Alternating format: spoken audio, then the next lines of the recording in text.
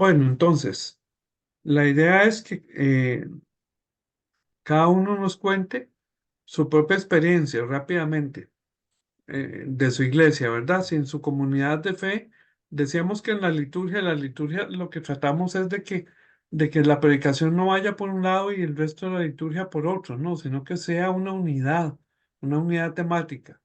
Entonces preguntaba cómo se hace en su iglesia y si es un elemento más de la liturgia, la predicación, y tiene coherencia temática con el resto, ¿verdad? Y que nos cuente si ya ha elegido el texto para la predicación en este curso al final del cuatrimestre. Bueno, bien, ¿quién quiere empezar? 5 minutitos ahí a Yo cada uno. empiezo. Dale, Joaquín.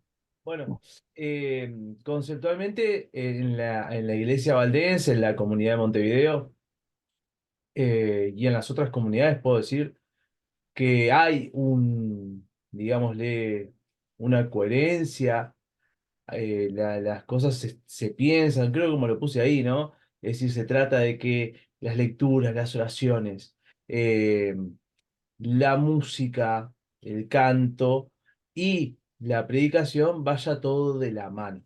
¿Sí? Lo que tiene que ver con el acto litúrgico en sí está bastante ordenado y armonioso, si tuviese que usar una palabra.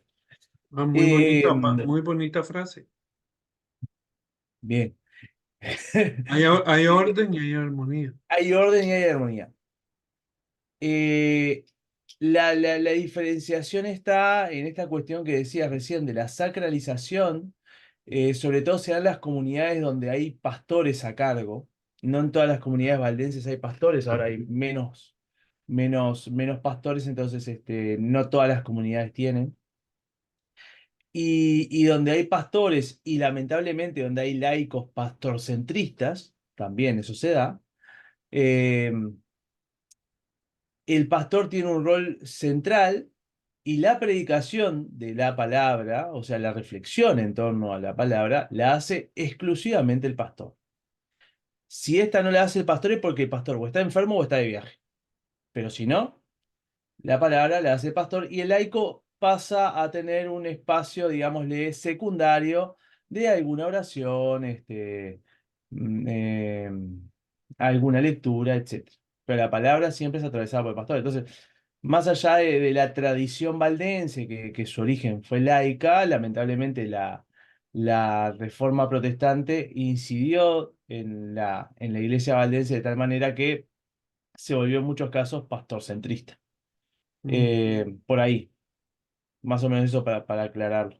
Eh, y por lo último, sí, yo ya tengo decidido el texto, que es Lucas 4 del 16 al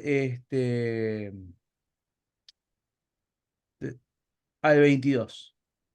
¿Y de qué habla? Sí, rápidamente. Ese es el texto donde Jesús predica en la sinagoga de Nazaret. Y yo lo recorté porque quiero focalizarme, no tanto, no, sí, hay que focalizarse en la lectura que hace Jesús de Isaías, y donde dice, bueno, aquí la palabra, ahora les digo que la palabra se está cumpliendo, Ajá. sino más bien me quiero focalizar en la reacción de las personas, que quedan maravilladas, que asienten con la cabeza, pero se detienen y preguntan, ¿y este no es el hijo de José? O en otras traducciones dice, ¿este no es el hijo del carpintero? Y mi idea es Ujú. poder reflexionar en torno a que a veces no nos detenemos a escuchar lo que dice el otro, sino que nos preocupamos más de quién lo dice. Bueno, pero no tiene que darnos la predicación hoy. Ah, no, no, no, pero iba a ir por ahí, nada más. Estoy bromeando. Este, ya veo que ya va bien encaminado el asunto. Me parece muy bien. Álvaro, ¿cómo es en tu iglesia? No, pues, profe, mi iglesia es, Gracias, Joaquín. bueno, está muy, muy vinculado a lo clerical, ¿no? Al tema del presbiteriado. Entonces, en ¿Tu ese iglesia es? entendido, la católica, profe. Ajá, Así ajá, que ya, o sea, ajá.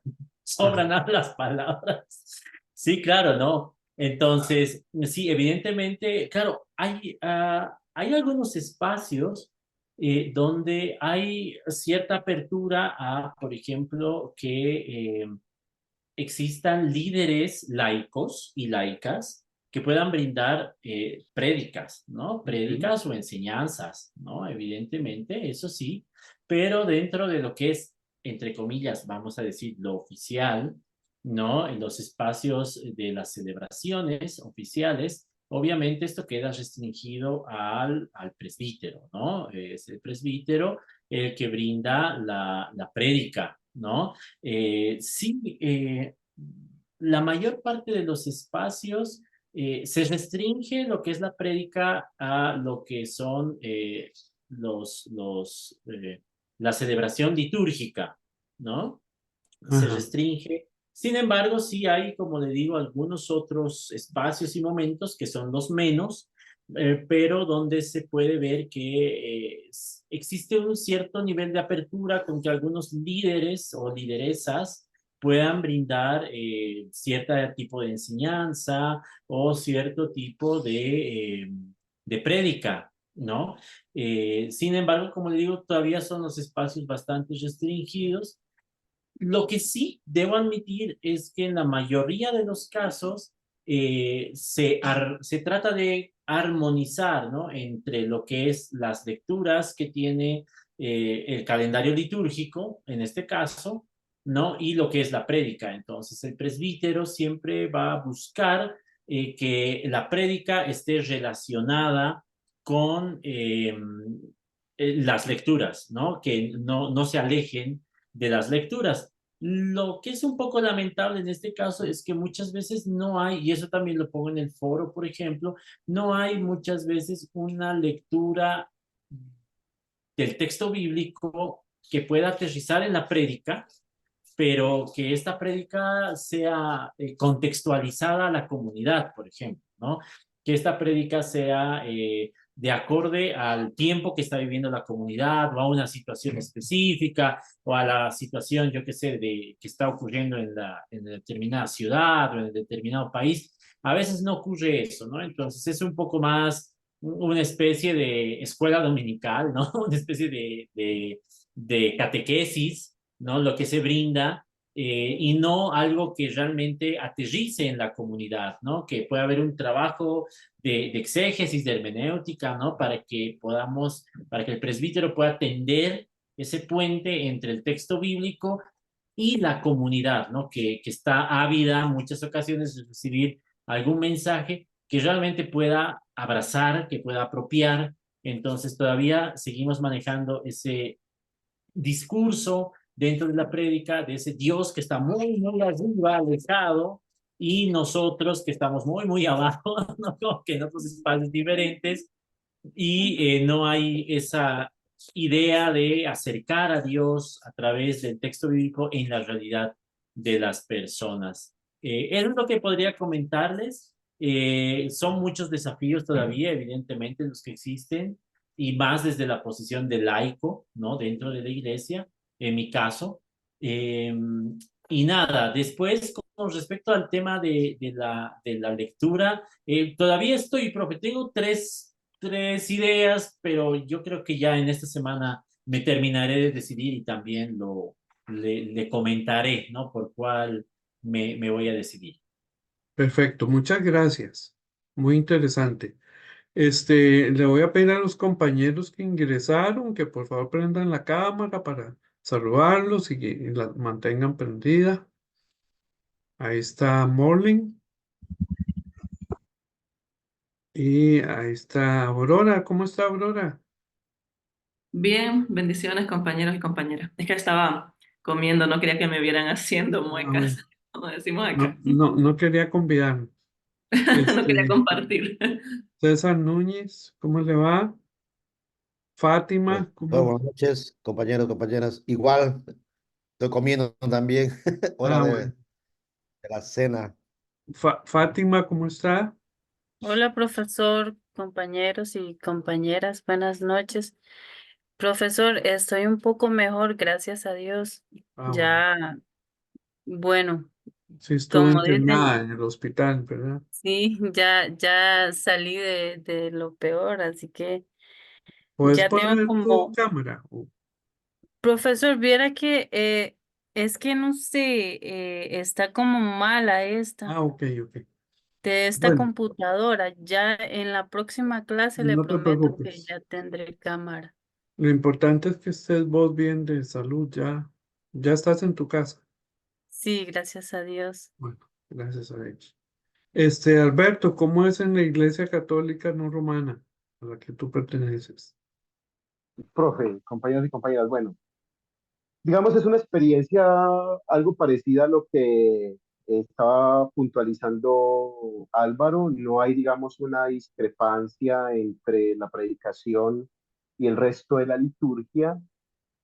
Sin embargo, sí es, digamos, importante subrayar que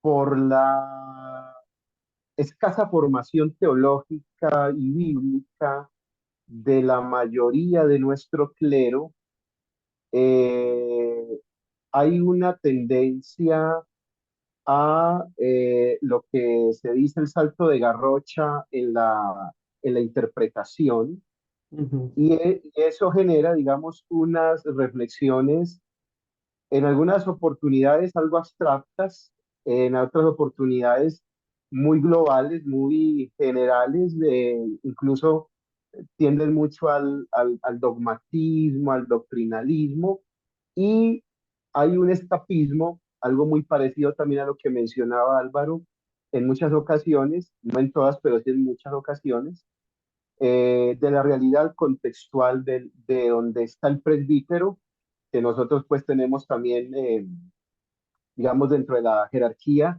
diáconos, presbíteros y obispos, donde está el diácono, el presbítero, incluso el obispo. Hay esa tendencia a no aterrizar la reflexión en la predicación a las necesidades contextuales y a las situaciones contextuales de ese grupo de personas que se reúnen en torno perdón, que se reúnen en la liturgia. Entonces, digamos, pienso allí que hay un trabajo importante que realizar porque, digamos, hay esa desconexión. Muchas veces incluso se ha caído vamos a decirlo así, en la espiritualización completamente del texto, y se tiende también muchas veces y bueno, esto no lo escribí en el foro, pero bueno, lo amplío. Se tiende muchas veces también a utilizar los textos bíblicos para argumentar en muchas oportunidades, o sostener o dar pase en muchas oportunidades a esto que se está extendiendo mucho en algunas iglesias, que es ver al diablo por todo lado, a ver a Satanás por todo lado. Entonces, digamos, todo conecta a la liberación espiritual para sacar a los demonios, y todo quiere, digamos, como aterrizarse hacia ese ámbito. Eso tiene mucho que ver con el neopentecostalismo. sí, Este sí. fenómeno se ha metido mucho en los cristianismos.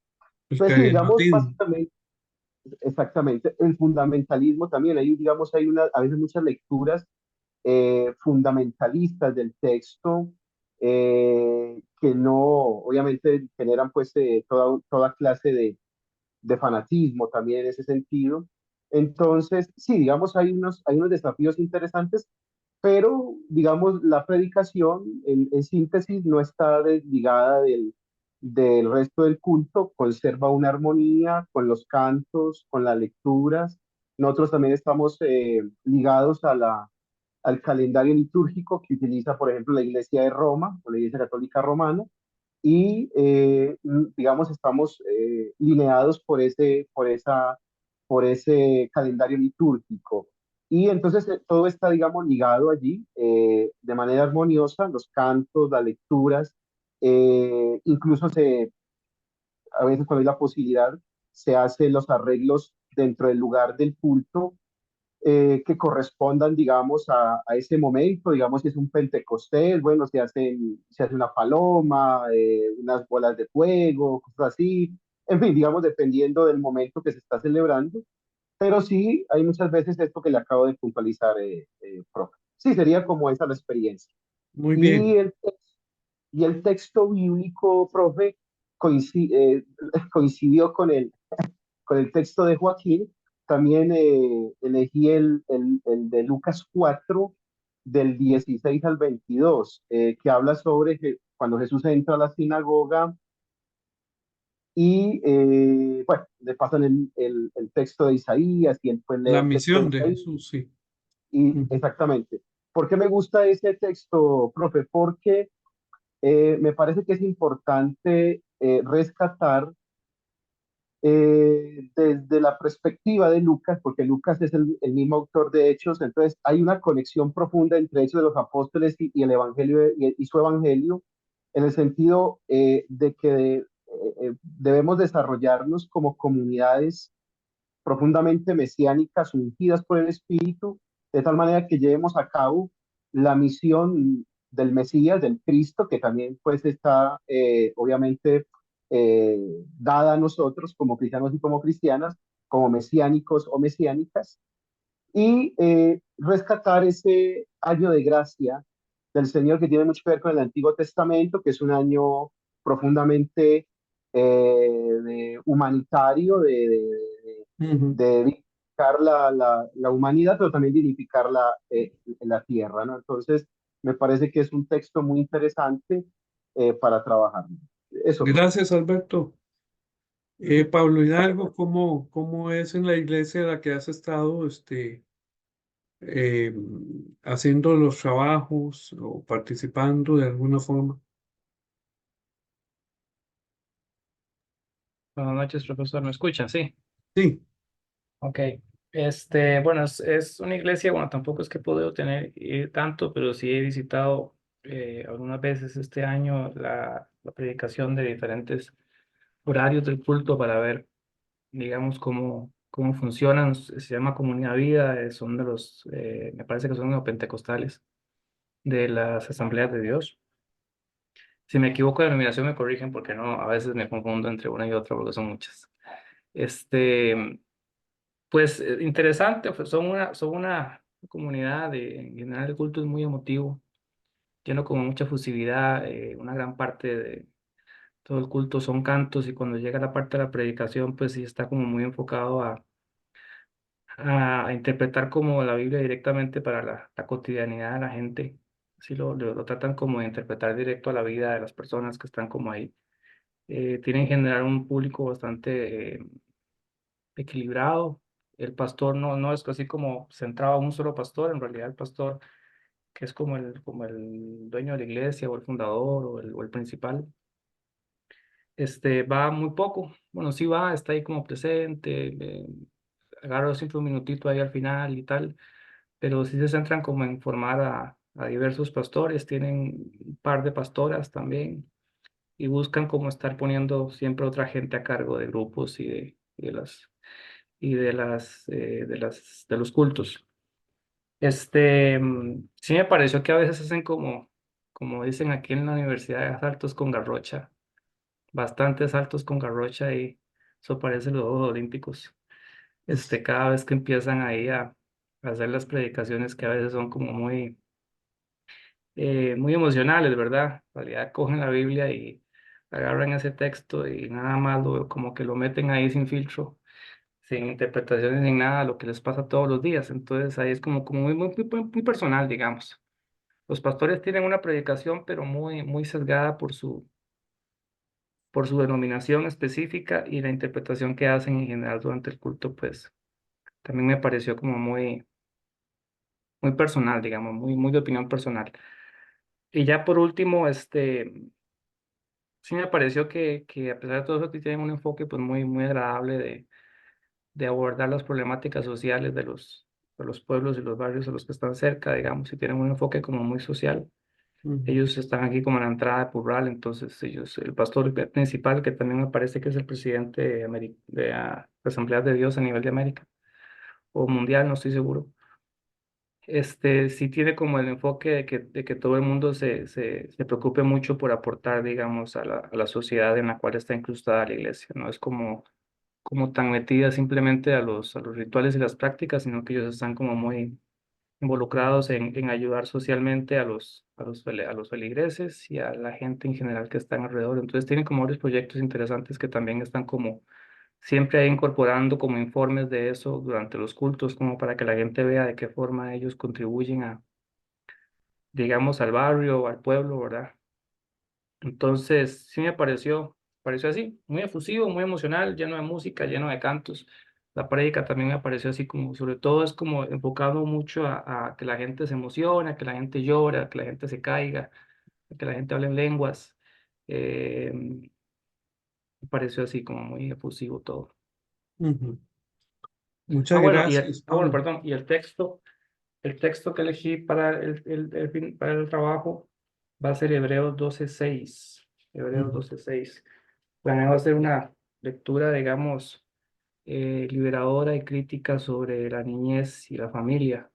Es ese ujú. texto donde dice que porque el Señor al que ama lo disciplina y azota a todo el que recibe como hijo y soportáis la disciplina, que os trata como hijos, porque ¿qué hijo es aquel a quien el Padre no disciplina? Entonces quiero hacer como una lectura un poco ahí más, profundizar un poco en ese tema de los códigos unos que aquí lo tengo apuntado, de los códigos domésticos Ajá. que están incrustados en las cartas pastorales. Ah, qué interesante. Bueno, muchísimas gracias.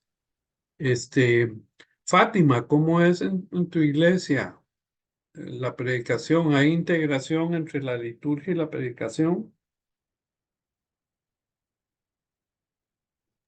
Eh, Profe, es la misma a la que usted va a los luteranos. Ah, Entonces, bueno, yo soy metodista. ya no es luterano. No, yo no, no, no. Ah, bueno, sí. Se confundió el profe. Es que sí había escuchado que usted Y había yo, dicho de no, que, no, no, eso pasa, que uno cree que una persona, este, bueno, ajá. Pero sí, bueno, conozco los luteranos en Costa Rica, ajá, la ILCO. sí, Ujú, exactamente, por eso fue que yo asocié que usted también se ajá, congregaba ahí. ajá, Sí, en la iglesia luterana, digamos, es muy, está muy acorde, digamos, la liturgia con la prédica o los días, digamos, que van a hacer la prédica, entonces asimismo se elige lo que se va a dar, digamos, en la misa de ese día. ajá. Este, Se usa el calendario litúrgico.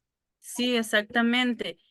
Igual también, las vestimentas, también va acorde, digamos, con la portada de la liturgia y la vestimenta, los colores y eso.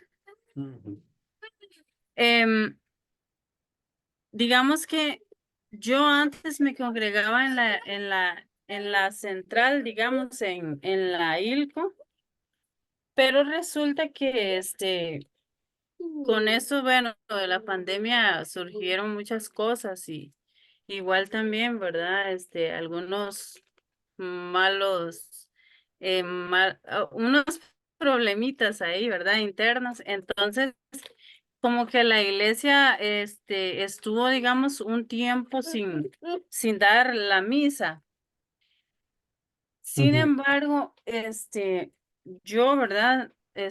Siempre me congregué en la, en la, en la comunidad de la Carpio, porque para mí es más cerca, porque yo soy de Heredia. ujú. Entonces a mí me queda más cerca la comunidad de la Carpio. Pero digamos que este domingo, bueno, ayer, llamé para preguntar que si había misa y me dijeron que no iba a haber misa porque solamente 2 personas habían. Entonces la misa hasta este domingo se va a dar. Porque a veces pasa, como es una comunidad tan largo, entonces las personas casi no les gusta ir ahí también porque es muy conflictivo. Sí, es un barrio Eh, difícil. Ujú. Pero digamos que sí está muy acorde todo. La verdad, a mí me encanta cómo dan las misas. Muy Y bien. sí, Este, todos. Pues, ¿Ya has pensado en algún texto bíblico eh, para sí tu tengo proyecto? algún texto bíblico. Sin embargo, digamos que aún no me decido porque está entre uno que de Pablo y otro, y otro que tengo, pero mm, me podría, digamos, como ya, o se lo envío mañana o ahora más tarde, Sí, tranquila. Ujú. No pero hay, sí, la no hay verdad, problema. como para hacer algo, digamos, bastante también La bonito. idea es para que ustedes vayan trabajando, ¿verdad? Según los insumos del curso, en ese texto.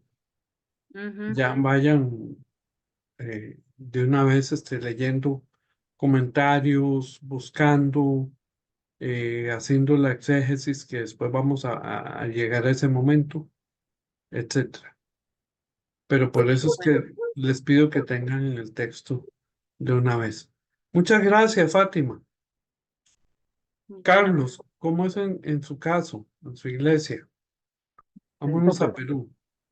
eh, sí, en lo que nosotros coordinamos bastante es en los tiempos bastante coordinamos, y en la predicación con la liturgia, nosotros nos basamos más en la parte espiritual, o sea, el predicador que va a traer el mensaje, ora, ora bastante, ora y ve la situación en la que se encuentra la iglesia, los problemas de la iglesia, y, y por medio de todo esto dejamos que el Espíritu Santo manifieste qué es lo que se va a predicar. O sea, no usamos palabras humanas, como se dice, sino dejamos que el Espíritu de Dios nos dé el texto, nos diga qué es lo que se va a predicar, qué es lo que se va a decir, Su iglesia sabiendo y es con pentecostal. evangélica pentecostal, sí. Ujú. Y Sí. teniendo conocimiento de lo que está sucediendo dentro de la congregación y de lo que sucede dentro de la sociedad también, de la Ujú. comunidad. Entonces, Ujú. orando, ya el Señor trae el texto, ya orando el Señor se manifiesta, ¿no? Y Ujú. igualmente lo hacemos en la parte del inicio de la iglesia, del culto, que el que trae el texto bíblico al empezar también lo hace de la misma forma. Pues, en esa parte nosotros lo hacemos por separado, pero en los tiempos lo hacemos coordinadamente. ¿Qué tiempo se va a estar haciendo esto? ¿Qué tiempo vienen las adoraciones, las alabanzas? ¿Y qué tiempo viene la parte del mensaje de parte de Dios? ¿No? O sea, Ahí, no hay en una esa, unidad temática previa, sino que lo dejan a la mm, libertad del espíritu. exactamente, sí, Bueno, sí. son formas diferentes, ¿verdad? De hacerlo. Y no es que una esté mal y la otra no. Son formas distintas. Me parece que lo que nos está planteando Carlos es muy acorde a la naturaleza de su iglesia, ¿sí?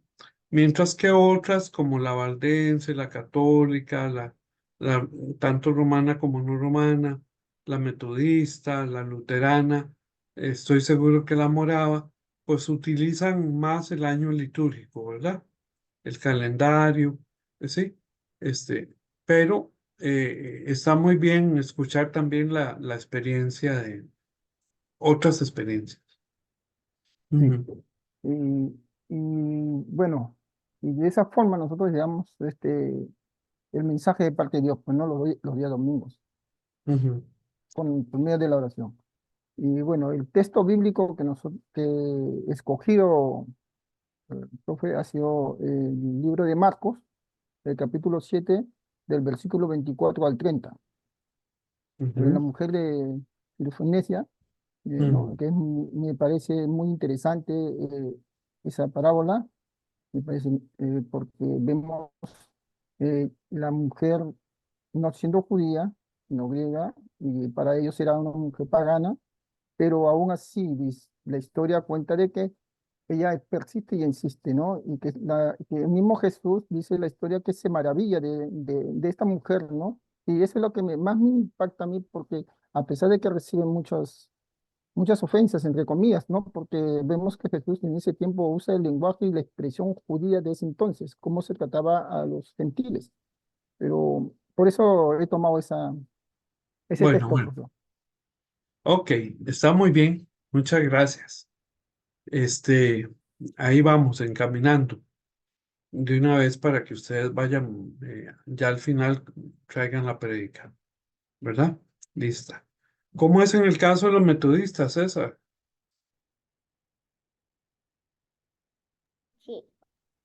Bueno, compañeros, compañeras, sí, pues la iglesia metodista, como usted mismo decía, profesor, se basa en el calendario litúrgico.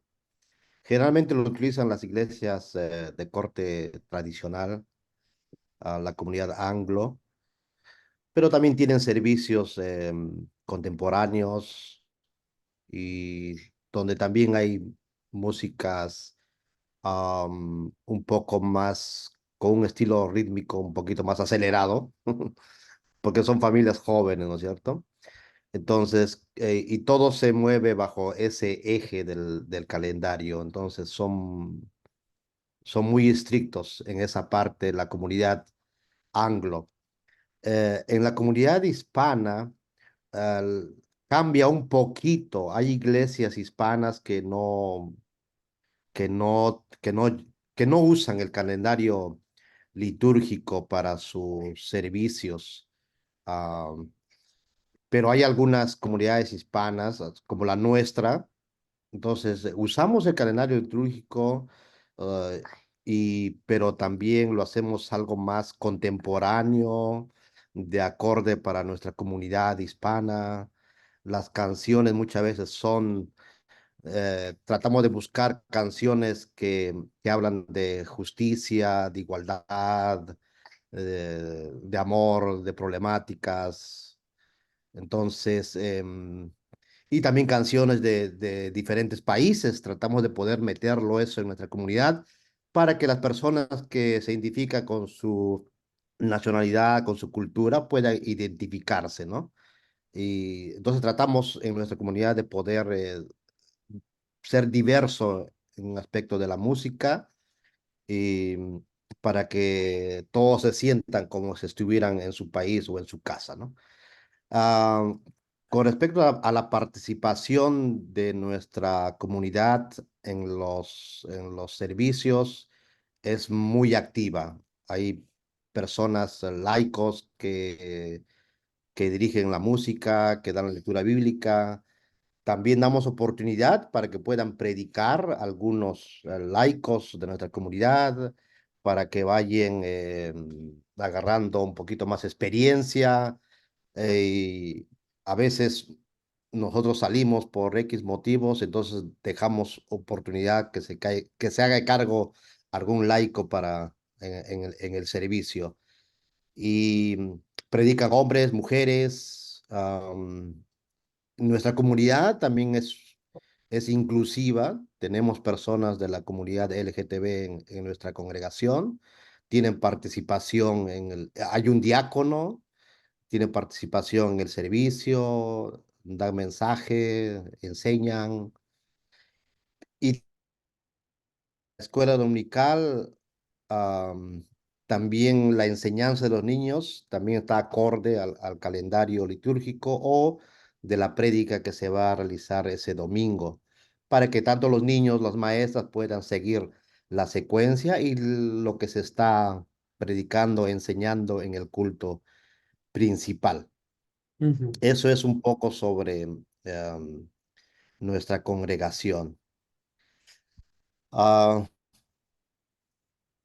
Sobre el texto que voy a desarrollar, ya he estado trabajando un texto en la clase anterior de educación cristiana y, y quiero ahondar un tema que me llamó la atención, es el de Marcos capítulo 12 del versículo 13 al 17, donde donde habla sobre si es el pagar impuestos, Ujú. pero quiero darle un enfoque más sobre derechos humanos en nuestro contexto hispano-latino que vivimos aquí en este país, del abuso laboral, del abuso contra la mano de obra de los inmigrantes, de la explotación.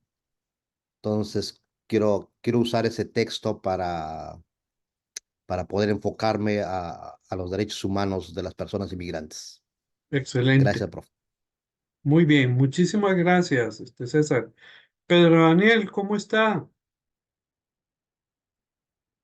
Buenas noches, profesor, compañeros. ¿Qué tal aquí?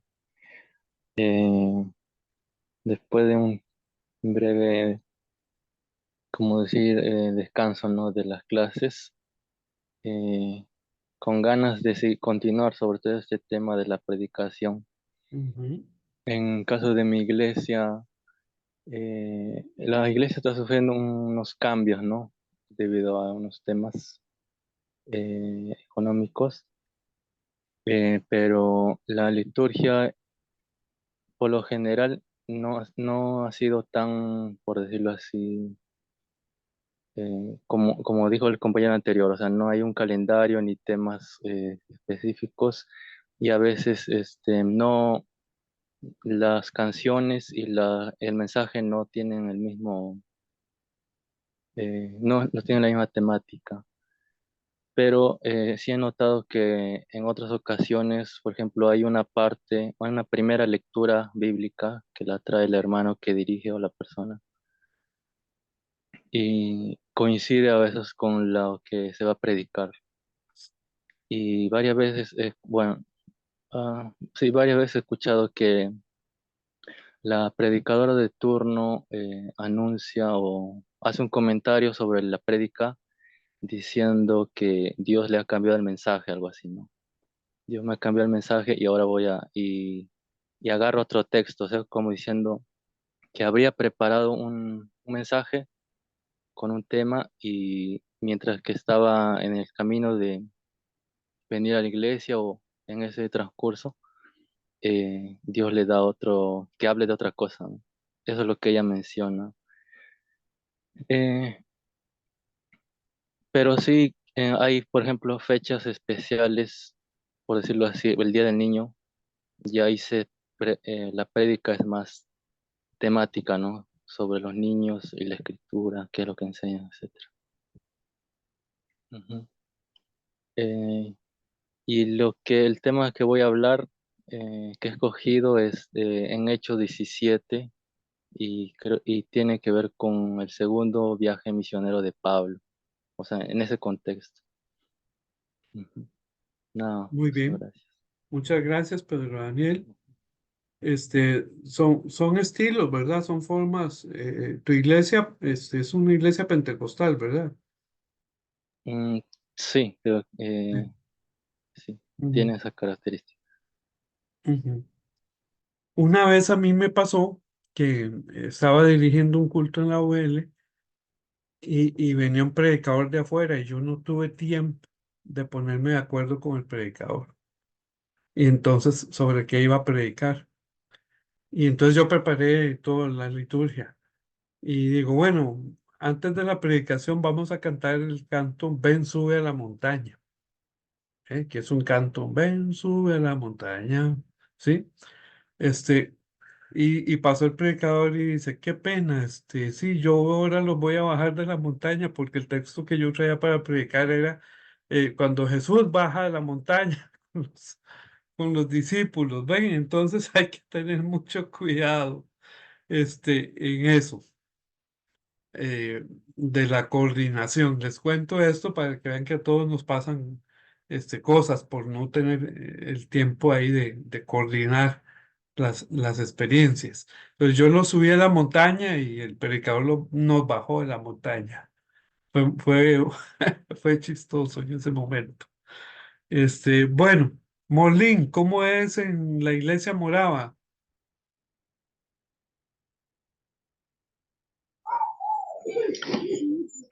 Sí, buenas noches. ¿Me escucha, profe?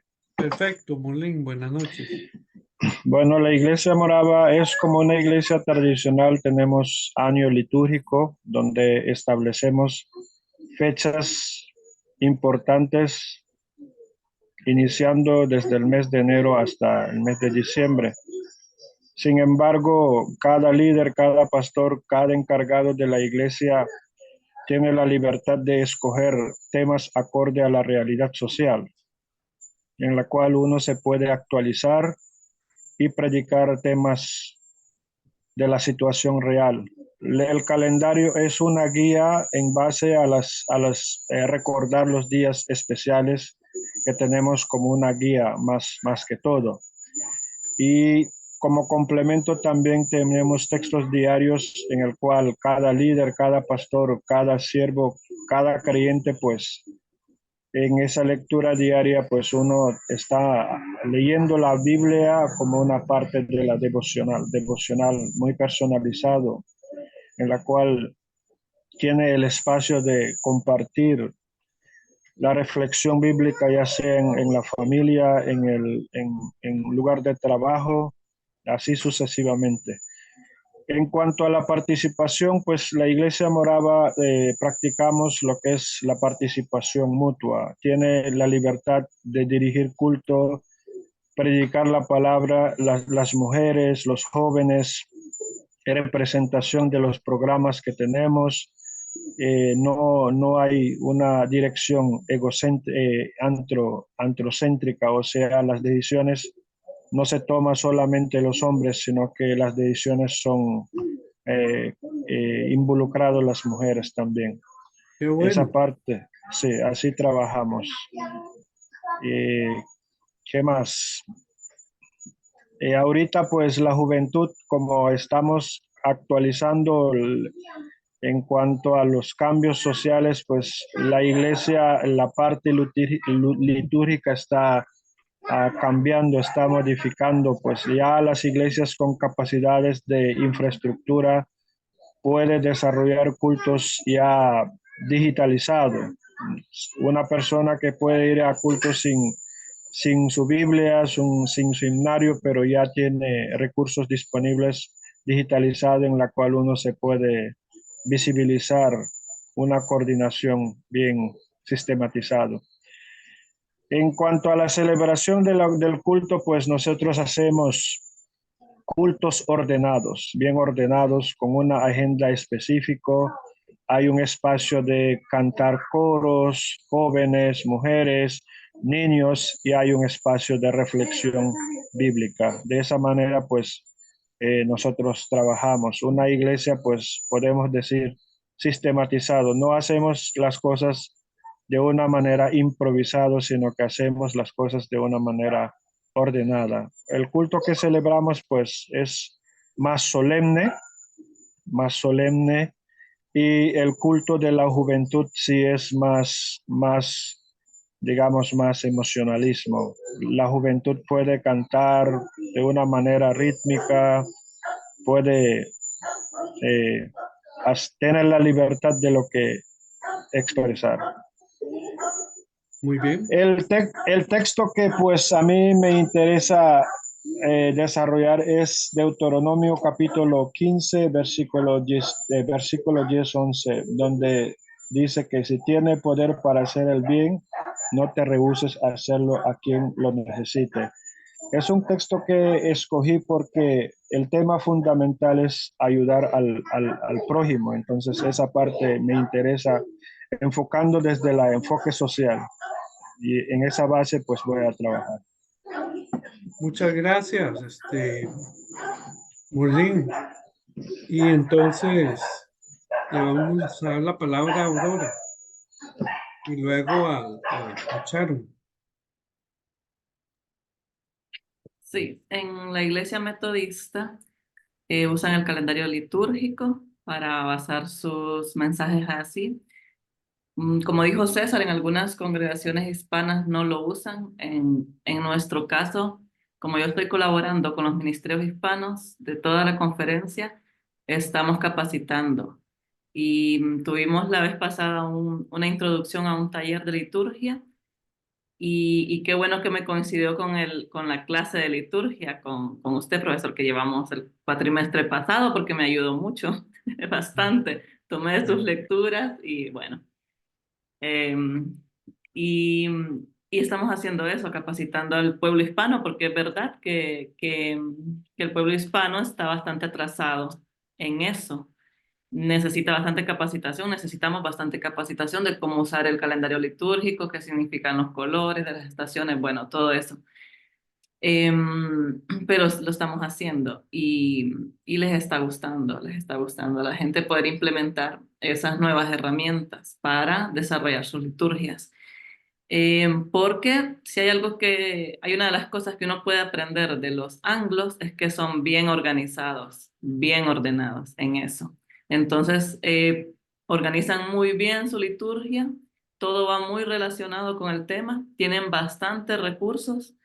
A veces nosotros como hispanos no conocemos los recursos, no conocemos canciones que tengan que ver con el tema.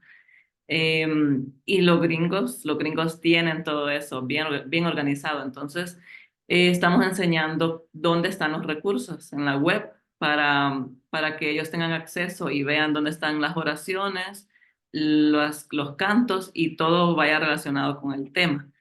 También les he hablado que yo pertenecí mucho tiempo a la iglesia de mi papá, que somos menonitas. Yo tengo trasfondo menonita y mis papás tienen trasfondo pentecostal, porque asistieron de jóvenes y llegaron a Cristo por la iglesia pentecostal Príncipe de Paz.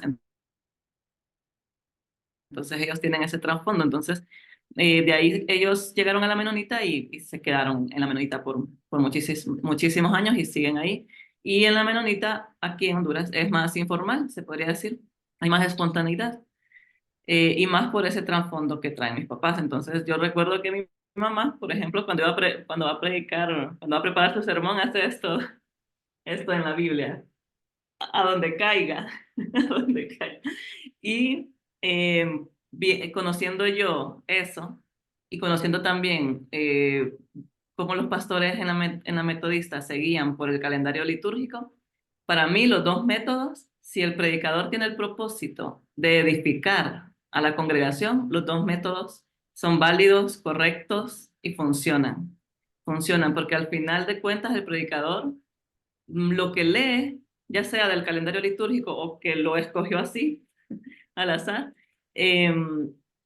está pensando en qué palabra va a llevar a la congregación que sirva para en el momento en que se encuentra la congregación, la comunidad, el país, lo que está pasando, porque pues el predicador trae ese propósito de querer ser de edificación y el Espíritu Santo capacita en eso y acompaña al predicador, ya sea que saque los textos del calendario litúrgico o los saque de manera así al azar. Em, bueno, ahí les cuento las dos perspectivas que he visto. A mí la iglesia metodista me ha gustado bastante porque yo tengo esa parte de la organización, me encanta la organización, no me gusta mucho la improvisación, me pone ansiosa, nerviosa y me ha encantado eso en la iglesia metodista, que todo vaya bien organizado y con tiempo. No soy muy buena para improvisar y eso me ha gustado. También me ha gustado que en la iglesia metodista la predicación es corta, dura 10 minutos. 10 minutos. Y la primera vez que yo estuve en un culto metodista con mi esposo, o sea, la pastora empieza y a los 10 minutos terminó y le digo a mi esposo, ya terminó la predicación. Estaba asombrada que durara 10 minutos porque yo estaba acostumbrada a una predicación mínimo de 40 minutos a 1 hora. Entonces, 10 minutos, ay, qué rico, le digo a mi esposo, qué rico que el sermón dure 10 minutos. Y me parece que 10 minutos para mí es un momento, es un tiempo apropiado en que uno dice de manera concisa lo que quiere decir y a la gente se le puede quedar más fácil lo que tienes para decir, eso de manera concisa. Y tal vez las predicaciones así más espontáneas de iglesias pentecostales tienen eso que se extienden mucho y a veces tocan muchos temas por aquí y por allá, porque ¿cómo vas a cubrir en una predicación de 40 minutos o 1 hora solamente un punto? Tienes que profundizar demasiado. Entonces, lo que ellos hacen es agarrar muchos temas y eso me parece, bueno, es edificante también. Al final la gente va a la iglesia porque se siente edificada y regresa a una iglesia porque se edifica. En lo personal, a mí me gusta más un solo punto, 10 minutos, profundizamos y eso se me queda, se me queda. Mientras que si tocamos muchos puntos, pues ahí no me gusta tanto, pero también, como les digo, también es edificante. Y el texto que yo elegí es Romanos 8, 14 al 17, que dice, todos los que son conducidos por el Espíritu de Dios son hijos de Dios, y ustedes no han recibido un espíritu de esclavos para volver a caer en el temor, sino el espíritu de hijos adoptivos que nos hace llamar a Dios, Abba, es decir, Padre. El mismo espíritu se une a nuestro espíritu para dar testimonio de que somos hijos de Dios. Y si somos hijos, también somos herederos, herederos de Dios y coherederos de Cristo, porque sufrimos con Él para ser glorificados con Él.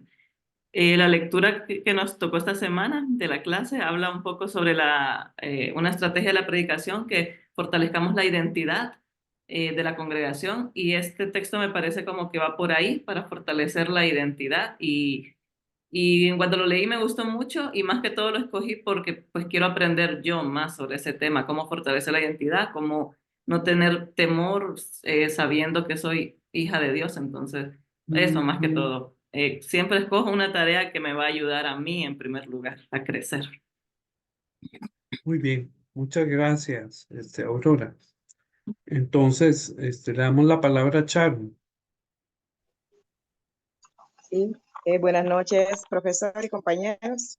¿Me Sharon, escuchan? ¿tienes cámara? ¿Aló?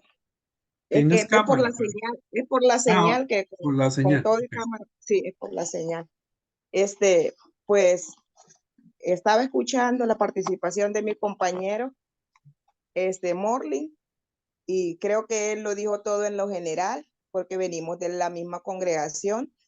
Ujú. Pero en este caso, pues como yo estoy aquí en Tegucigalpa, en la ciudad, con una denominación con la misma, pero con una célula más pequeña, entonces pues voy a tratar de darle una pequeña explicación en lo más específico.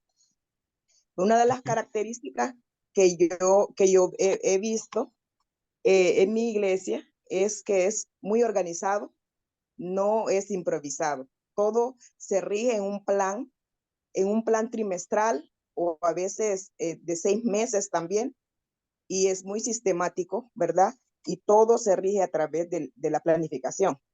Nuestra comunidad es una comunidad muy inclusiva, en donde se participa bastante los jóvenes, hay una libertad en donde los jóvenes tienen esa libertad de expresión, vienen y expresan y hacen la obra de Dios, pero siempre también con la orientación del pastor. También usamos la liturgia, ¿verdad? La liturgia va de la mano con la prédica, pero siempre el calendario, ¿verdad? Siempre en ocasiones especiales lo usamos más porque ya viene calendarizado. Pero para empezar el culto, cuando ya se empieza el culto, también viene una serie de liturgia en donde, como una orden de culto, en donde se empieza con la oración, primeramente, una lectura bíblica, alabanzas, participaciones a las congregaciones especiales también. Y luego viene la predicación. La predicación no es una predicación tan extensa, así como decía la compañera Aurora, no es una tan extensa, sino 20 minutos breve, a veces 15 a 20 minutos, y es una predicación más para edificación. Y para poder, si a uno le toca predicar, entonces una semana le da antes, como el lunes se le avisa, y uno tiene que prepararse la semana y poner por lo menos un día de ayuno y oración para que Dios le pueda revelar y para que le pueda dar un tema específico para que le pueda hablar al pueblo de Dios. Bueno, creo que también nosotros, las mujeres en nuestra congregación usamos velos blancos y eso simboliza que, que las mujeres pues estamos sumisas en lo que es de Dios, igual que los hombres, ¿verdad? Pero solo a las mujeres cristianas pues se les otorga ese permiso para usar velos y el que no va como que es, es regañado, pues regañado y pues tenemos que prácticamente eh, cumplir ese mandato, en donde también capacitamos a los jóvenes y hay muchas actividades que nosotros utilizamos para, con el fin de apoyar a los jóvenes y poder edificar a los jóvenes y en pos a la iglesia también. El tema que escogí, ¿verdad? El texto de Romanos 8:35, en donde como tema lo tengo, ¿quién nos separará del amor de Dios? Dice, ¿quién nos separará del amor de Cristo? Tribulación o angustia, o persecución, o hambre, o desnudez, o peligro, o espada. Me gustó mucho este tema, siempre me ha gustado mucho porque sé que habemos muchas personas en cuanto vienen las dificultades, cuando vienen los problemas, cuando vienen muchas tribulaciones en donde nosotros pensamos que Dios no está con nosotros y tendemos prácticamente separarnos de Dios. Es cuando Dios está más presente con nosotros. Y hay mucho, pues, es de leerlo y ir analizando.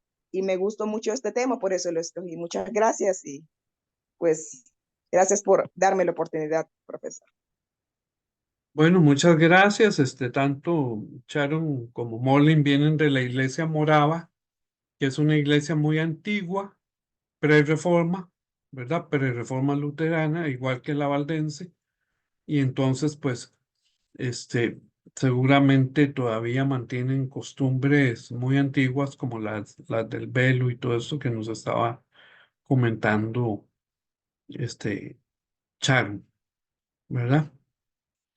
Eh, pero muchísimas gracias por haber compartido. Démonos 5 minutitos de recreo y regresamos. ¿Les parece?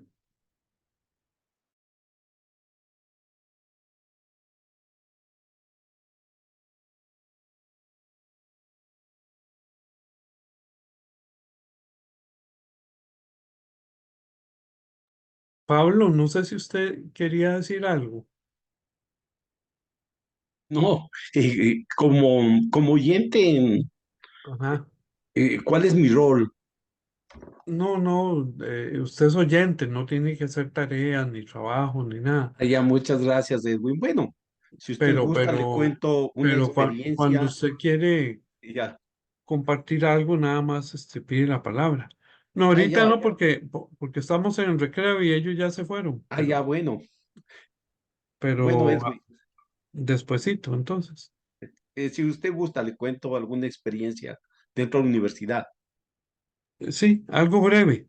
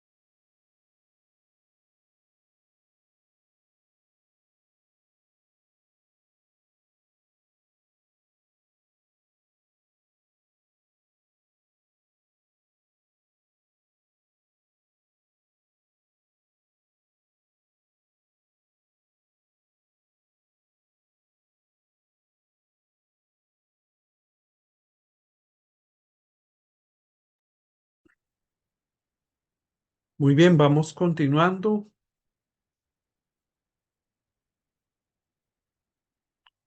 Entonces, tenemos, como ustedes saben, tenemos un compañero eh, oyente, que es Pablo Villarruel.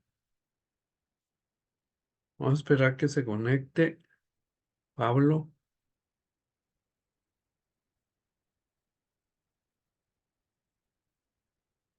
Bueno, Pablo Bueno, Villarruel, para del agradecerles a los compañeros por sus experiencias.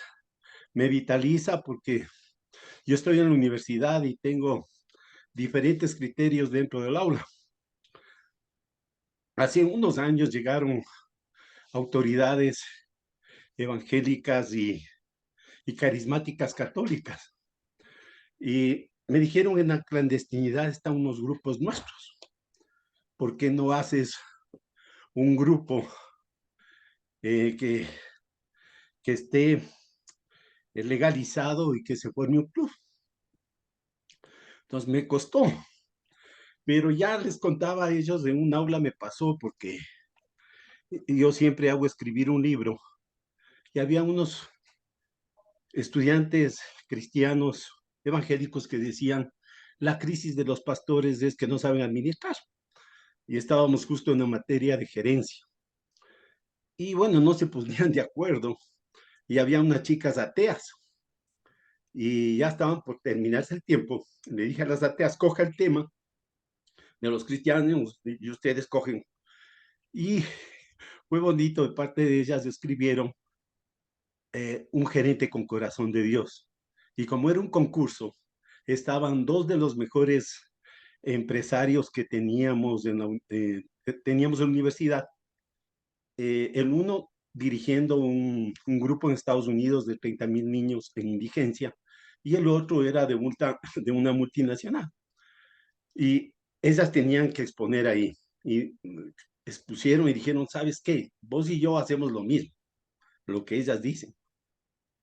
Estamos salvando vidas, yo doy trabajo y tú salvando a esos jóvenes.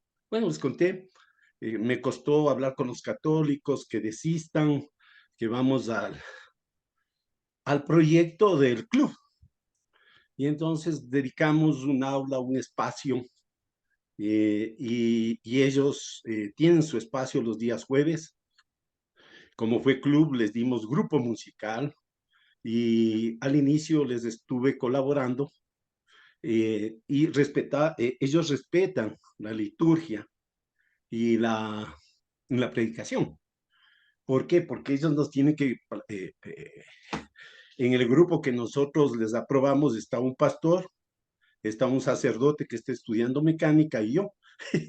Yo soy el que pongo un poco la paz, ¿no?, cuando se pelean. Y se estructura, ¿no? Hay un momento de alabanza, de adoración, de reflexión bíblica, y no se tiene pastores. No puede ir ni tampoco el sacerdote, ni tampoco el pastor. Un poco el puente fui yo. Y entonces respetan eso, y los chicos hacen su planificación. Y lo que pude ver yo, la riqueza de ese grupo universitario, es que eran líderes en sus congregaciones. Entonces fue fácil poner ese formato que Edwin dice usted, la predicación con la liturgia. Incluso ahí están los de diferentes denominaciones, y también tienen su Eucaristía, o la partición del vino y la hostia, ¿no? O sea, es interesante lo que han hecho ellos y cómo enlazan ellos al proyecto de vinculación. Incluso les dijimos: les vamos a dar horas de vinculación. Mi universidad es laica, no es católica. A veces la misma católica dice: oye, ¿qué hiciste si aquí se les da la materia de Cristo? Y vos, que no tienes nada. Incluso en mi defensa de tesis, que hice los objetivos de desarrollo sostenible desde el Ministerio de Jesús, el tribunal me decía: y bueno, en una universidad laica nosotros no podemos hacer lo que tú dices. Entonces, en mi universidad hay tradiciones, mi querido Edwin. Tenemos la novena, tenemos la misa campal, y estos chicos participan de las diferentes denominaciones, su grupo musical, Y es excelente, ¿no? Como ven, y también en las festividades de la Navidad, ellos cantan, hacen mimos, o Qué sea, cómo se han bonito. logrado integrar. Esa es una Pablo, experiencia. ¿cómo se llama la universidad? Universidad de las Fuerzas Armadas. Ujú, de allá de Es, Ecuador. sí, es la mejor universidad del Ecuador, una de las mejores universidades del Ecuador donde tenemos las tres fuerzas. Ya. Incluso en mi tesis me decían, ¿por qué el militar, siempre como está creen algo, ¿no? Nosotros tenemos capilla, tenemos ahí un espacio de celebración y este grupo es el que ha llamado la atención, ¿no? ¿Cómo logramos unir y cómo las tres personas nosotros aprobamos? Y entonces tanto el sacerdote como el pastor evangélico pedía el formato de liturgia y de prédica, ¿no? Entonces tienen esos momentos de alabanza, de reflexión bíblica y de predicación. Se predican entre ellos mismos y es lindo. Hacen campañas contra el alcoholismo, el Día del Amor, el Día del Género, porque dentro de ese contexto también hay chicos científicos, ¿no? Eh, entonces también dice la mujer investigadora, pero si no tiene espiritualidad. Y yo he aprovechado en mis trabajos, por ejemplo, yo estoy dando educación y les digo, bueno, yo doy emprendimiento y les digo, vamos a crear un rincón espiritual. Ah, no, es que no, es un rincón donde vamos a verle al ser humano que debe creer en Muy bien. algo, y eso es lo que ha contribuido, pues, la universidad, ¿no? Sí. Y hemos Muchas puesto los gracias, objetivos de Pablo. desarrollo sostenible y damos esa posibilidad a los chicos de regresarle a ver a Dios, ¿no? Ya que es una universidad laica. Esa Muchas es una gracias. experiencia. Ok, Pablo es oyente, ¿verdad? Pablo es de Ecuador, es oyente y es el único que no tiene que predicar en esta clase. Imagínense, porque es oyente. Entonces, ni hacer tareas ni nada, ¿verdad? Pero, y es un profesor de mucha experiencia universitaria y se está enriqueciendo aquí también con la experiencia de todos ustedes. Y estoy seguro de que va a ser un buen compañero para compartir también con ustedes. Bien, Gracias, Edwin. y gracias, Pablo, por tu participación. Entonces, quiero que miremos ahora esta presentación, pero que ustedes en sus cuadernos anoten tres elementos que le llamaron la atención, tres elementos que le llaman la atención de esta presentación. La presentación ya la están viendo, ¿verdad? Sí. Se llama Fundamentos Bíblicos, Teológicos y Sociales de la Predicación, que es el tema de hoy. Bueno, uno de los fundamentos esenciales de la predicación es la fuente bíblica, por supuesto. Es decir, la predicación cristiana se hace con base en la Biblia. Pero, ¿qué tipo de reflexión bíblica, verdad? Estamos aquí hablando de nuevas hermenéuticas, de una lectura popular de la Biblia, LPB, que son las siglas, de una lectura comunitaria, liberadora, transformadora con enfoque de género o contextual, por ejemplo. La lectura popular de la Biblia, como parte de la teología latinoamericana en la década de los 60, surge la lectura popular de la Biblia en América Latina y es todo un movimiento que despierta una sed intensa por leer la Biblia, especialmente en comunidades católicas donde se había restringido mucho antes del Concilio Vaticano II la lectura de la Biblia, ¿verdad? Era como un tabú, ¿verdad? Era como algo solamente para el magisterio, para los sacerdotes. Pero ahora surgía por todos los rincones de América Latina en 1960 y adelante movimientos populares de lectura popular de la Biblia, lectura comunitaria, que tiene toda una metodología.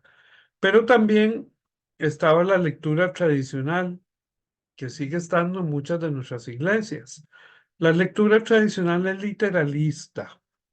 Interpreta la palabra como un libro de recetas de cocina, donde hay que seguir al pie de la letra absolutamente todo para que la receta quede bien. Es una lectura tradicional que se centra en la interpretación literal, a veces alegórica, del texto bíblico, y así se aplica a la vida personal. Como se decía antes, decían algunos de ustedes, en salto sin garrocha, ¿verdad? Que parecía las Olimpiadas, decía Pablo, porque se aplica el texto directamente a la persona, sin importar los miles de años que hay entre uno y otro, y los contextos totalmente diferentes. No se estudian esos contextos.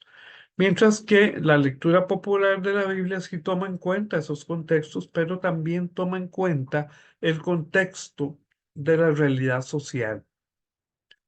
¿Verdad? Generalmente son grupos así, que se reúnen y enfatiza la lectura comunitaria en relación con la realidad social y política de quienes la leen.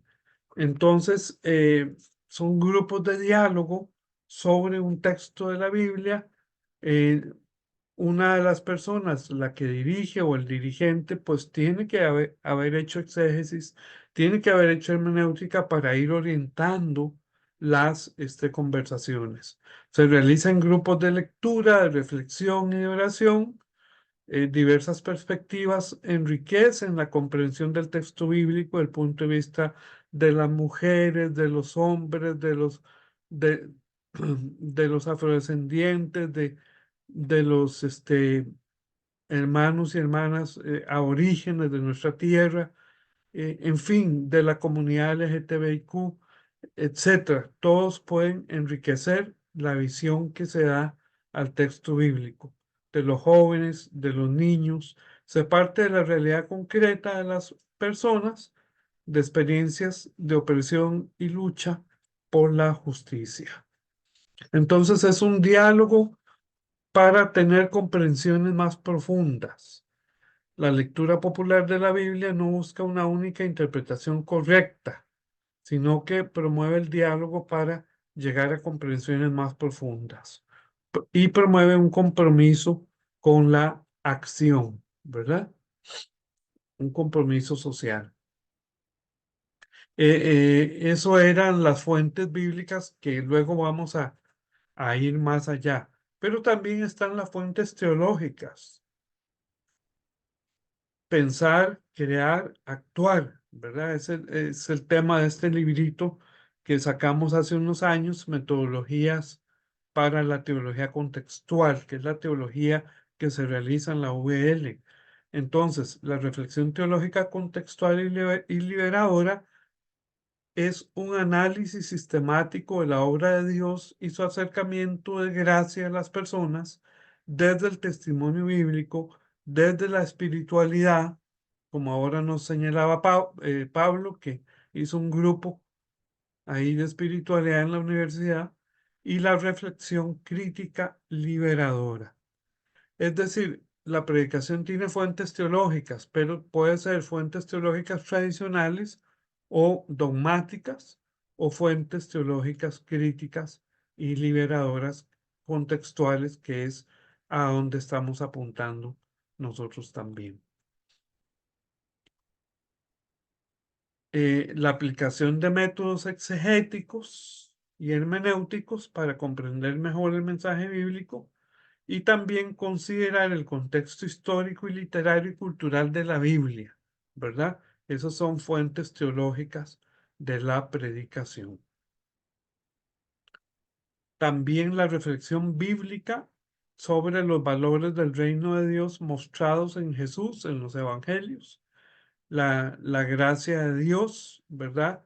Jesús nos muestra un Dios de gracia, un Dios que se acerca a todos los grupos humanos necesitados, y su amor es inagotable. Entonces, las fuentes teológicas son muy importantes, no solamente las bíblicas, sino las fuentes teológicas. La teología es la reflexión sistemática sobre la fe y nos va a ofrecer herramientas para comprender y comunicar el mensaje cristiano de una forma clara, organizada y fundamentada. Pero también la liturgia puede funcionar como una fuente teológica. La liturgia es otra fuente teológica de la predicación. Los cantos, las oraciones, los rituales, los gestos, los colores, los símbolos, son fuentes teológicas de la homilía y de la predicación también. Y por supuesto que también es lugar teológico la vida y necesidades de las personas. La vida y necesidades de las personas son otros espacios teológicos donde la gracia de Dios se hace presente también en la predicación. Entonces, tenemos las fuentes bíblicas desde una perspectiva de lectura popular de la Biblia, desde una perspectiva liberadora y transformadora, y tenemos las fuentes teológicas también desde una perspectiva crítica, liberadora. Entonces podemos enriquecer de esta forma la predicación con estas fuentes. Y eso permite proclamar un mensaje fiel al Evangelio, con los valores del reino. Ofrecer una visión profunda sobre el mensaje cristiano y no light, ¿verdad? A veces uno asiste a algunas iglesias modernas y el mensaje es demasiado light, demasiado anécdota. Y no es que no podamos tener anécdotas. Ya vimos que en este tiempo posmoderno las narrativas son muy apreciadas, pero que haya una construcción, que haya una exégesis y una hermenéutica del texto bíblico y no solo un compartir de historias, ¿verdad? Aunque no las vamos a dejar de lado tampoco. Comunicar el mensaje de una manera más efectiva. Esto busca no entretener a las personas, sino empoderar comunidades y grupos y personas, de forma que se puedan transformar vidas, situaciones, sociales, eclesiales también. Una tercera fuente de la predicación, además de la bíblica y además de las teológicas, son las fuentes sociales de la predicación cristiana. También diríamos que es una fuente que no se menciona acá en esta presentación, que las fuentes históricas también son importantes, son parte de la teología, de la tradición o las tradiciones diferentes de las iglesias. Pero las fuentes sociales de la predicación cristiana son aquellos elementos del contexto social y cultural que nutren y que enriquecen el mensaje a proclamar. Esas fuentes sociales son la realidad social, el análisis de esa realidad, la denuncia profética. La predicación no debe callar ante la injusticia y ante los abusos de poder, debe defender siempre la dignidad humana y los derechos humanos de todas las personas, ¿sí? Que ya tan solo por ser persona tenemos esa dignidad de derechos humanos. Debe predicar un evangelio de liberación, de transformación social, comunitario, familiar y personal también. Otra fuente muy importante que está dentro de las sociales es la cultura. Ven qué bonita esta foto con gente de diversas culturas, ¿verdad? De Oriente y de Occidente. La predicación tiene que estar inculturada, en donde se está predicando, en el espacio donde se está dando, expresada en lenguajes, símbolos y valores propios de esa cultura que están de acuerdo con el Evangelio. Cuando digo que están de acuerdo con el Evangelio, bueno, no voy a utilizar, puede ser que en una cultura un valor sea el machismo, no vamos a utilizar ese valor, ¿verdad? Porque no está de acuerdo a lo que estamos nosotros proclamando desde una perspectiva de equidad y de justicia. Entonces esto conecta con la propia realidad y con la propia vida de las personas. Y eso nos hace que la predicación esté abierta al diálogo intercultural e interreligioso también. Promover valores culturales que fomenten la dignidad humana, la solidaridad, la justicia y la paz. Una vez tuve la oportunidad de participar en una reunión aquí en Costa Rica de Religiones por la Paz, donde había judíos, había musulmanes, había de diferentes religiones, zoroastristas, cristianos, en fin, todos dialogando ahí por la paz. Qué importante cuando vemos tanta violencia, no solo en nuestros países, sino en el mundo. Las fuentes sociales entonces también incluyen las experiencias de las personas. Recordemos que en el mundo posmoderno esto es vital. Y entonces para ello, más que hablar, tenemos que ejercer la escucha atenta de experiencias, de alegrías, de sufrimientos, de sueños, de esperanzas de las personas.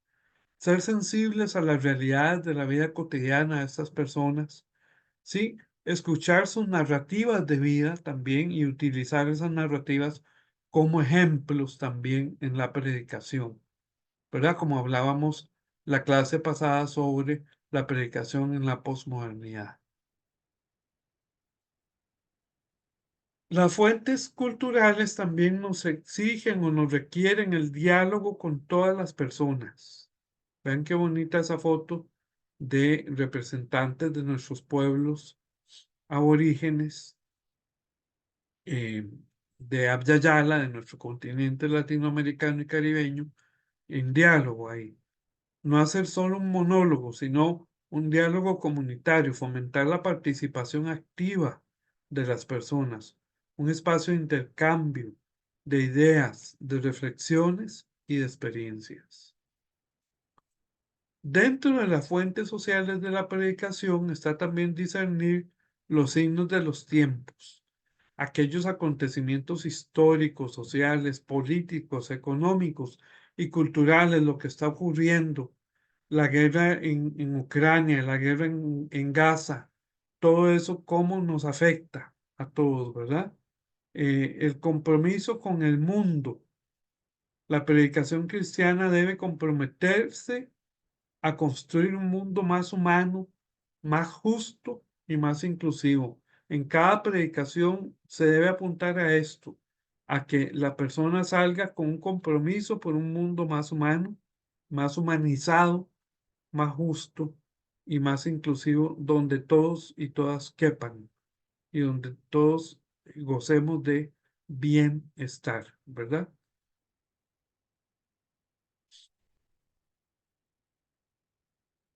Las fuentes sociales también incluyen el trabajo de las OBFs, organizaciones basadas en la fe, dentro de las que están las iglesias, ¿verdad? Todos estos actos son actos de espiritualidad también, son actos de fe también. Entonces, son fuentes sociales también de la predicación. La cultura y la sociedad, el evangelio encarnado en la cultura humana con su propia música, lenguajes culturales, obra literaria, construcción social, entre otros. Qué importante esto, ¿verdad? Ahora que yo oigo a los compañeros que están en Estados Unidos y hacen obra hispana, ¿verdad? Con las diferentes culturas que tienen ustedes ahí representados, pero nosotros también en nuestros barrios son pluriculturales muchas veces. Hay migrantes, hay personas de otros países. Entonces, comprender la sociedad desde un punto de vista económico, político y social también va a ser crucial para la predicación cristiana apelativa, para esa voz profética de anuncio y denuncia. Pero es muy importante que el predicador se prepare bíblicamente también. Y entonces está el primer paso, que es la exégesis, que es el desmenuzar el texto para ver qué dice ese texto, qué dice esa perícopa que escogí. Recuerden que perícopa es una porción de la palabra. ¿Qué dice? ¿qué hermenéutica puedo hacer? Hermenéutica viene de Hermes, del dios griego, que era el encargado de ir a interpretar a los humanos los designios del dios Zeus, ¿verdad? De Zeus como máxima deidad griega, ir a interpretar esos designios. Por eso se llama hermenéutica o interpretación. ¿Qué hermenéutica hacemos después de ese exégesis? Es decir, después de descomponer el texto, de analizarlo en quién actúa ahí, qué hace, qué dice, qué no dice, qué hora era, qué nos dice el texto, qué actores entran. Después de eso, hacer una síntesis hermenéutica para poder transformarlo en homilética. Homilética es ya la predicación. Fíjense qué interesante que no vamos a llegar a la homilética hablando en griego, ¿verdad? O en hebreo, ni haciendo exégesis en la homilética, no. Ya cuando llegamos a la homilética es porque ya hemos construido un mensaje exegético, hermenéutico, y lo hemos transformado en homilético. Homilético es sencillo para que la comunidad lo entienda, pero profundo. Entonces, como decíamos, homilética es el estudio del arte de predicar, del griego homiléticos, reunión, y homileos, conversar. La homilética es una conversación sencilla sobre el Evangelio, mientras que la hermenéutica es la interpretación del texto para el tiempo actual, pero no solamente del texto. Yo digo que también hay una hermenéutica del contexto. Tenemos que interpretar también y hacer también una exégesis del contexto actual. Por eso Karl Barth decía que hay que predicar con la Biblia en la mano y el periódico en la otra. Bueno, ahora diríamos el Internet, ¿verdad? Para analizar, revisar y ver. Predicación es el acto de comunicar la palabra de Dios de manera efectiva y relevante. Aspectos abordados por la homilética, la estructura del sermón, el estilo de comunicación y el contexto cultural en el que se da. Contradicciones que hay hoy en día en la predicación latinoamericana, sobre todo en el mundo protestante, se da mucha contradicción entre la exaltación del estilo erudito, ¿verdad? Y la necesidad de un estilo más accesible para la mayoría de la audiencia. No importa si usted hizo un estudio exegético profundo, pero llegue a decir las cosas a la audiencia en las palabras que la audiencia entienda y comprenda. Como decíamos, no en griego ni en hebreo. Y si uno usa el griego y el hebreo, pues lo puede explicar, porque también la gente sencilla puede aprender también. Todos podemos aprender y estamos en ese proceso. Pero si habla en hebreo y en griego y no explica, es como, o sea, no tiene sentido. Impacto de la falta de comprensión del mensaje debido a la complejidad literaria. Algunos en el mundo protestante hemos hecho muy erudita la predicación. Y entonces, a veces, sobre todo en el mundo protestante tradicional, a veces cuesta que la gente la entienda. Vean que hacerla más sencilla no significa quitarle profundidad, porque usted antes de eso tiene que haber hecho exégesis y hermenéutica de una forma responsable y profunda. Hay varios estilos de predicación en nuestra América Latina, ¿verdad? En nuestras iglesias. El sermón versículo por versículo, ¿sí? Que a veces si la perícopa que escogen es larguísima, bueno, no termina nunca. El sermón narrativo, que es importante también, pero y que para el mundo posmoderno es llamativo. Y el sermón concordancia, ¿verdad? La concordancia son unos libros que habían antes y seguro ahora ya están por internet. En la biblioteca de la UL ustedes todavía pueden ver alguna concordancia donde usted buscaba un tema, por ejemplo, sabiduría, y entonces ahí le daban todos los textos bíblicos que hablan sobre sabiduría. Y entonces los pastores o pastoras que predicaban o predicadores o predicadoras como usando concordancia, tocaban todos esos textos desligados unos de otros. Y aquí el problema es que no están tocando el contexto de esos textos, sino que saltan varios temas, como decía Aurora, varios textos bíblicos, ¿verdad? Y entonces es un sermón que se vuelve bastante aburrido. No se toma una porción y se la analiza bien según su contexto y su género literario también, sino que se toman varios textos bíblicos.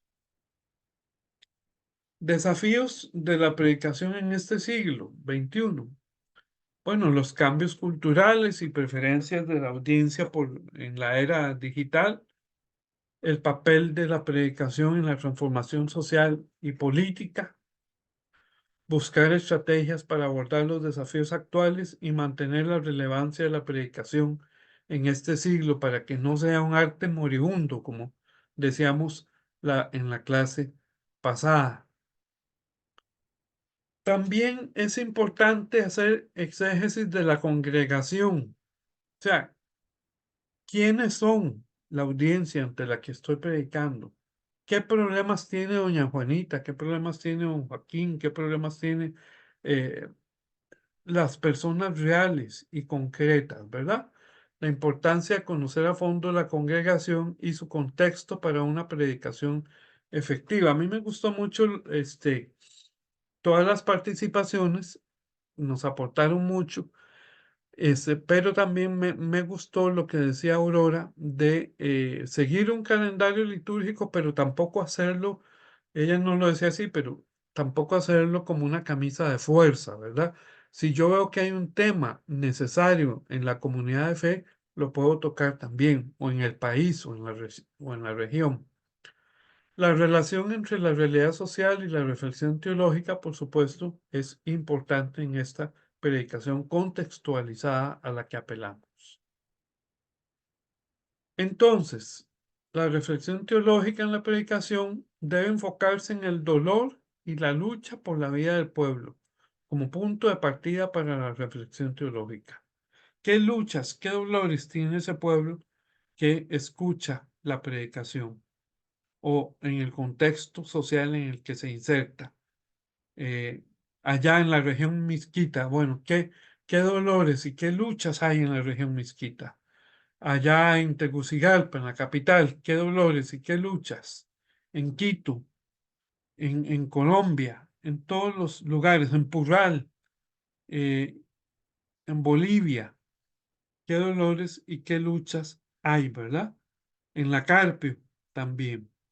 Entonces, importancia de conectar la teología con la vida cotidiana de la audiencia para que la predicación sea relevante. Quise poner aquí esta caricatura, ¿verdad? Chistosa que dice, bienvenido a nuestra iglesia profética, apostólica y de la prosperidad, ¿verdad? Y le quitan el cerebro al pobre señor y dice, usted no va a necesitar esto, ¿sí? Y es triste como eso es una realidad en muchas iglesias, no solo las más modernas, sino también las tradicionales, donde no se da una reflexión teológica que enriquezca un pensamiento crítico, ¿verdad? Y entonces se enajena a las personas en lugar de empoderarlas y concientizarlas. Porque la meta de la predicación cristiana debe ser crear y alimentar espiritualmente al pueblo a través de la predicación. Tener un impacto transformador que puede tener la predicación en la vida de la comunidad y una invitación al compromiso social basado en los valores del Evangelio. El reconocimiento de la distancia entre el texto bíblico y los lectores actuales y lectoras actuales. Vean qué bonito este puente que encontré, esta foto de un puente, tendiendo puentes hermenéuticos. De este lado izquierdo, el contexto bíblico, de este otro lado, nuestro contexto. Tenemos que reconocer que hay diferencias geográficas, sociales, históricas, políticas, culturales, económicas, lingüísticas que separan el contexto bíblico del actual. Hay una importancia de comprender estas diferencias para una adecuada interpretación de la Biblia en la realidad contemporánea. Si no se tienden esos puentes, se brinca, ¿verdad? Se brinca y se cometen muchos errores hermenéuticos. Por eso es necesario que utilicemos las herramientas exegéticas y hermenéuticas. La exégesis da luz, ¿verdad? Es la crítica retórica, el análisis de los estilos literarios y retóricos utilizados en la Biblia. No es lo mismo estar en un evangelio que en un salmo, o en el libro de Hebreos que en el Deuteronomio, ¿verdad? Son literaturas diferentes. La crítica de la narración, el estudio de la estructura narrativa de los textos bíblicos para interpretar su significado, el estudio de las formas literarias, la identificación de los géneros literarios, la narrativa, la poesía, las epístolas, para una interpretación contextualizada. Y las figuras literarias que hablábamos son muy importantes, el uso de análisis de las formas literarias para enriquecer la predicación cristiana, la comunicación efectiva de los mensajes bíblicos al comprender esos estilos y esos propósitos diferentes de los autores. El reconocimiento de los diferentes estilos presentes, ¿verdad? Nos ayuda a adaptar el mensaje a las formas literarias utilizadas tanto en el Antiguo Testamento como en el Nuevo Testamento. Esas formas literarias y de interpretación y de predicación se hacen una consideración de la narrativa, de si es poesía, si es epístola, si son otros géneros. Más adelante ustedes cada uno va a hacer una investigación o en grupitos sobre esos géneros. Eso lo tengo que organizar. Y nos va a hacer una presentación sobre ese género. Ya eso lo voy a organizar y se los distribuyo. Importancia de adecuar entonces el enfoque de la predicación al libro, al autor del libro, a la intencionalidad y el estilo literario que utilizó, ¿verdad? Aquí tenemos una foto de Cantar de los Cantares, que es poesía, poesía erótica dentro de la Biblia, el Cantar de los Cantares, las epístolas también, que son las cartas de Pablo, las narrativas de los reyes, ¿verdad? Que están en el Antiguo Testamento, y los evangelios en Jesús. En síntesis, las fuentes de la predicación se fundamentan en fuentes bíblicas, pero no en lecturas tradicionales de la Biblia desde nuestra perspectiva, sino en lecturas transformadoras, liberadoras, ¿sí? Y para ello hay un gran movimiento. Los que no lo conocen, les invito a que lo investiguen, lectura popular de la Biblia. En fuentes bíblicas, en fuentes teológicas, que buscan una reflexión crítica de la fe, y en fuentes socioculturales, experiencias de vida, lucha y voz profética. Antes decía también en fuentes históricas, la historia o la tradición de nuestras iglesias también pueden constituir una fuente en la predicación o de la tradición cristiana en general.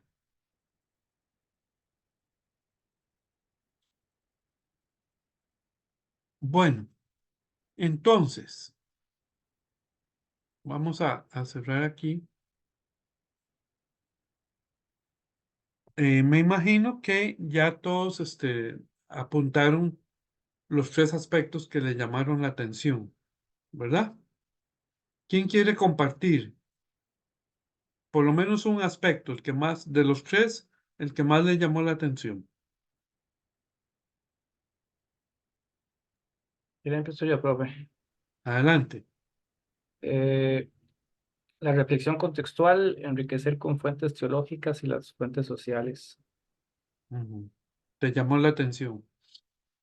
Sí, para mí fueron 3 puntos importantes que se mencionó muchos, pero como eran 3 que tenía que apuntar, esos 3 me llamaron mucho la atención porque me parece que son cosas que a veces falta mucho en las diferentes, digamos, predicaciones o diferentes, digamos, congregaciones que he visitado. Falta mucho, digamos, contextualizar las cosas, porque creen como que es muchas veces como nada más coger el texto bíblico, pasarlo directo, sin freno y sin nada, a la realidad actual, y creen que se pueden hacer un puente ahí directo entre lo que estaba pasando en el contexto bíblico y lo que está pasando ahora, en una interpretación, ¿verdad? Y tampoco, pues, es decir, a veces es tabú consultar a cualquier otro escritor o cualquier otra fuente teológica, porque no es, no, es que no es de la congregación, no, es que ese es académico, es que ese lector no está con Dios, o carajadas por el estilo, ¿verdad? Y las fuentes sociales es porque, es decir, a veces hay un hermetismo de creer, nada más querer consultar o utilizar fuentes que sean militantes, ¿verdad? De la congregación o de la predicación en sí. Entonces a veces hace falta como más apertura y un contexto como más realista, ¿verdad? Entonces, por eso me parecieron importantes esos 3 puntos. Muy bien, gracias. Aurora, ¿qué le llamó a usted la atención? A mí me llamó la atención los estilos de predicación popular, porque antes de esta presentación yo no sabía que eran estilos, yo pensé que eran errores de predicación, errores que yo he cometido pues también, predicando en mi iglesia, yo pensé, porque, por ejemplo, el estilo de versículo por versículo, eh, para mí no me gusta mucho ese estilo de predicación y yo lo he hecho, como les digo, porque pues se va versículo por versículo y se va diciendo un comentario, pero es muy ligero el comentario, no se profundiza realmente en cada uno, y más si es una historia larga, como las historias de la Biblia, ¿verdad? El, el narrativo, pues a veces se corre el riesgo de solo contar historias, pero no hacer un tipo de conexión teológica y repito, y profundizar en algún punto, sino que a veces yo he escuchado predicaciones que se van en historias, yo al final, pero bueno, y al final cuál era el punto, qué era lo que quería. Muy buenas las historias, sí, eso sí, y Correcto. entretienen. Y la concordancia, yo también he hecho eso de agarro un tema, busco la concordancia, todos los versículos que tengan que ver con ese tema y los voy compartiendo en el sermón. Pero yo igualmente lo consideraba como un error de no saber de qué otra manera puedo hacerlo mejor. Entonces eso se me ocurría cuando me tocaba predicar en la iglesia. Pero me imagino que sí hay formas de evitar ciertos riesgos en esos estilos. Pero eso fue lo que me llamó la atención de la presentación. Digámoslo así, es un problema hermenéutico porque no hay un contexto, sino que hay un montón de textos, ¿verdad? Y se brinca de texto a texto. Álvaro, está pidiendo la palabra. Sí, profe. Sí, una de las cosas que igual coincido ahí con Pablo, que me llama mucho la atención, es el tema del contexto, ¿no? O sea, una hermenéutica, pero también de contexto, no solamente del texto bíblico en sí mismo. Creo que es fundamental porque muchas veces se caen en predicaciones tan académicas, ¿no? Que nos hemos olvidado luego de poner el contexto. Entonces, claro, el predicador, como quien dice, ¿no? Está en las nubes, pero la comunidad está, pero tratando de entender todos los términos que utiliza el predicador y tratando de entender a qué se está refiriendo o si está utilizando algún tipo de, por ejemplo, ¿no? Lo que mencionaba en la presentación, ¿no? Y lo que usted comentaba, ¿no? Si se va a hablar en hebreo, maravilloso, pero luego explíquelo, ¿no? No solamente láncelo, ¿no? Porque eso es muy importante. Luego la comunidad se queda con más dudas con las que llegó. Entonces, creo solamente eso, ¿no? Que me ha llamado mucho la atención ese punto, porque si bien como al principio de la clase, algunos compañeros mencionaban que a veces se hace salto de garrocha con el tema este de la prédica, pero también existen algunos que por tratar de mostrarse por encima o superiores a la comunidad, utilizan este tipo de recursos y realmente lo único que hacen es, creo que ofuscar, ¿no? Dentro de lo que es la prédica, ¿no? Entonces, en vez de llevar la palabra de Dios a la comunidad en su contexto, siento que la aleja más. Ujú. Ok. ¿Alguien más? Ah, Joaquín, está pidiendo la palabra. No, comparto con los compañeros. A mí algo, esto que pasó, que se dijo al pasar, que es el contexto no, las fuentes históricas también como una herramienta necesaria para el análisis. Este, no sé, pensando en el texto que eligió el compañero Carlos para trabajar, qué necesaria es la fuente histórica cultural del tiempo de Jesús y cómo Jesús actuaba como un hombre judío de su época, básicamente. Pero saliendo de eso, esto que decía Álvaro, ¿no? Que es muy común y eso nos lleva, por lo menos a mí me lleva a repensar muchas veces la formación en las universidades teológicas, porque a veces se tiene como la idea de que de las universidades teológicas se forman pastores, cuando en realidad las universidades teológicas se forman teólogos. El problema es cuando salen directamente al terreno pastoral y la persona te habla como un teólogo y te utiliza palabras de la tribu de la teología. O sea que la gente que hace teología entiende esas palabras, pero la gente que está esperando un acompañamiento y una atención pastoral no quiere escuchar la exégesis de tal cosa, o si, bueno, por ejemplo, ahora que hablábamos de Karl Barth, si Karl Barth decía tal cosa o tal otra, o Bonhoeffer, y podemos nombrar un montón, sino más bien una escucha que le alimente, que le haga esto que decía el autor, ¿no? El autor que vimos en la sesión uno, esto de repensar la vida en función de nuestras concepciones teológicas. Por ahí, ahora que escuchándolos a los compañeros, me llevó por ese lado. Eh, Necesariamente toda predicación tiene que tener un anclaje en la cotidianidad, porque si no, no tiene sentido, por lo menos para mí. Ujú. Muy bien. ¿Alguien más quiere compartir qué le llamó la atención? Sí, profe, quería Sí, adelante. comentarte, sí, profe. Bueno, me llamó la atención sobre fuentes teológicas, la reflexión teológica contextual y liberadora, el análisis sistemático de la obra de Dios y su acercamiento de gracia a las personas desde el testimonio bíblico, la espiritualidad, la experiencia, que es experiencia, y la reflexión crítica liberadora. Me parece que, digamos, esto va muy de la mano con la forma en que nosotros, como teólogos y como teólogas, debemos en un primer momento acercarnos a la realidad concreta de ese grupo de personas a quienes estamos acompañando. Que de hecho, precisamente la teología de la liberación lo llama ese primer momento, que es el acercamiento a la realidad. Y desde ese primer momento ya seguiría el segundo momento, que es ya la reflexión teológica. Pero esa reflexión teológica tiene que tener, digamos, como objetivo eh, llevar un compromiso político desde los valores del reino, desde la realidad del reino, a las personas que están, digamos, participando de ese momento reflexivo, de esa predicación, que les permita poder tener unas herramientas o unos elementos, obviamente con un lenguaje sencillo, con unas estrategias que sean, digamos, acordes a la comprensión de ellos y de ellas, pero que les permita poder transformar sus realidades desde su experiencia concreta de vida.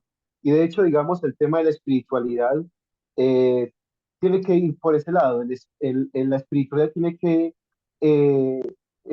manifestarse en lo concreto. El espíritu se manifiesta en lo concreto, no se manifiesta en abstracto o aislado de la realidad histórica, es todo lo contrario, está manifestándose en la realidad histórica, en la realidad contextual de esas personas que experimentan obviamente su presencia y que el espíritu es el que les va a animar, los va a mover, los va a lanzar a poder organizarse como comunidad, a poderse vincular en procesos políticos desde la perspectiva del reino, de tal manera que puedan transformar entonces esa realidad. De ahí que precisamente debe haber una crítica a los sistemas estructurales que de una u otra manera, desde lo macro, van a incidir profundamente en lo micro, en lo contextual y van a